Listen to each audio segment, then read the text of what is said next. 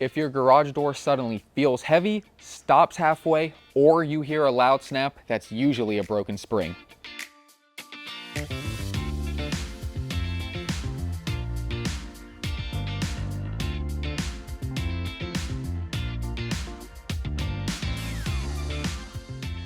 Most people don't realize it right away. They just know the door isn't working.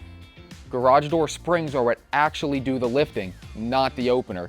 The opener just guides the door. The spring carries the weight.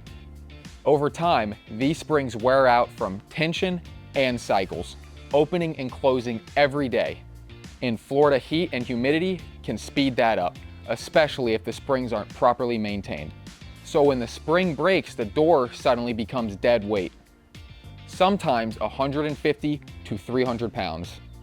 First, we inspect the entire system, not just the broken spring. We check the cables, tracks, and opener to make sure nothing else was affected when it snapped.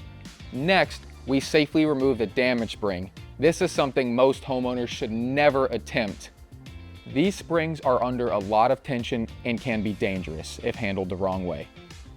Then we install the correct spring based on your door's weight, not a one-size-fits-all approach. That proper balance is what allows the door to open smoothly and safely. Finally, we balance the door and test everything. When it's done right, the door should lift easily, even by hand, and the opener isn't doing all the work.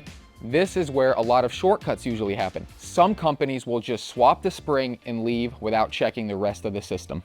We take the time to make sure everything is working together the way it should.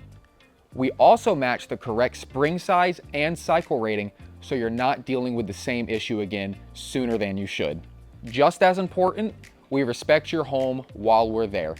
Clean work, clear explanations, and no guessing about what's being done.